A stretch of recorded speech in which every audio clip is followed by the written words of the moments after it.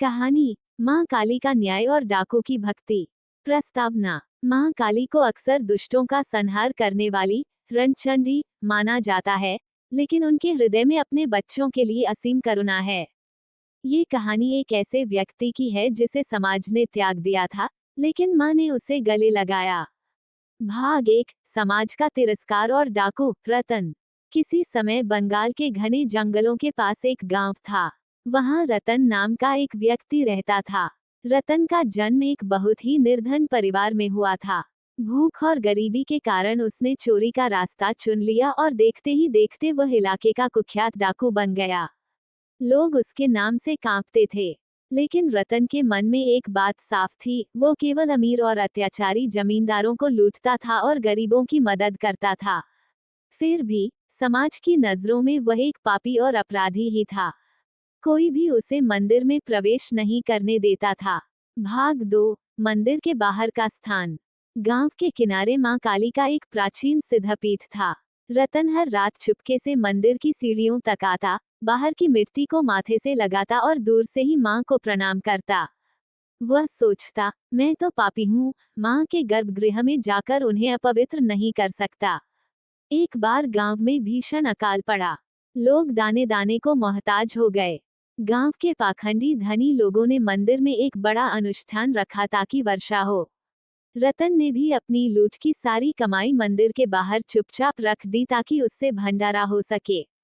लेकिन जब पंडितों को पता चला कि यह धन एक डाकू का है, तो उन्होंने उस धन को अपवित्र कहकर नदी में फिंकवा दिया। भाग 3। रतन की पुकार। रतन का दिल टूट गया। वो उस रात मंदिर के पीछे एक पेड़ के नीचे बैठ गया और फूट फूट कर रोने लगा। उसने माँ से कहा, हे माँ, क्या मैं इतना बुरा हूँ कि मेरी मेहनत का धन तुम्हारे काम भी नहीं आ सकता? अगर मेरा धन अपवित्र है, तो ये जीवन भी अपवित्र है। मुझे अपने पास बुला ले माँ। उसने एक तीखी तलवार निकाली और माँ के चरणों में अपनी बलि देने के लिए तैयार हो गया। जैसे ही उसने तलवार उठाई, अचानक पूरा जंगल एक घनघोर गर्जना के साथ कांप उठा। भाग 4। माँ काली का प्राकट्य। हवाएं तेज चलने लगी और मंदिर के कपाट अपने आप खुल गए। एक दिव्य काली घटा छाई और उसमें से साक्षात माँ काली प्रकट हुई। उनका स्वरूप उग्र था, लेकिन उनकी आंखों में आंसू थे। माँ ने रतन का हाथ पकड़ लिया और कहा, रुक जा मेरे लाल।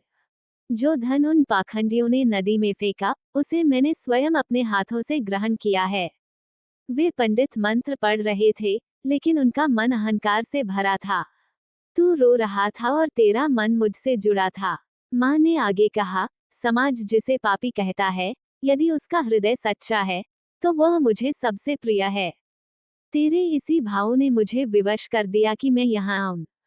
भाग 5। चमत्कार और परिवर्तन। जैसे ही माँ ने रतन को छुआ, उसके मन का सारा क्रोध और दुख शांत हो गया। उसी क्षण मूसलाधार बारिश होने लगी और अकाल समाप्त हो गया। अगले दिन जब गांव वालों ने देखा कि रतन मंदिर के भीतर माँ की गोद में सिर रखकर सोया हुआ है और माँ की प्रतिमा मुस्कुरा रही है, तो सबकी आंखें खुल गईं। पंडितों और जमींदारों ने रतन से क्षमा मांगी। रतन ने डाकू का जीवन छोड़ दिया और वह उस मंदिर का सबसे बड़ा सेवादार बना। इस कहानी का आध्यात्मिक सार उपदेश। भाव प्रधान। श्री रामकृष्ण परमहंस ने भी सिखाया है कि माँ काली को केवल भाव से जीता जा सकता है।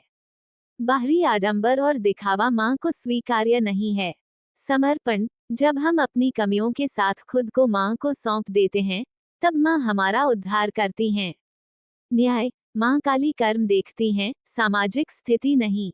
निष्कर्ष। अगर आप माँ काली को खुश करना चाहते हैं, तो बस अपने मन की बुराइयों, क्रोध, मोह, लोभ को उनके चरणों में छोड़ दें।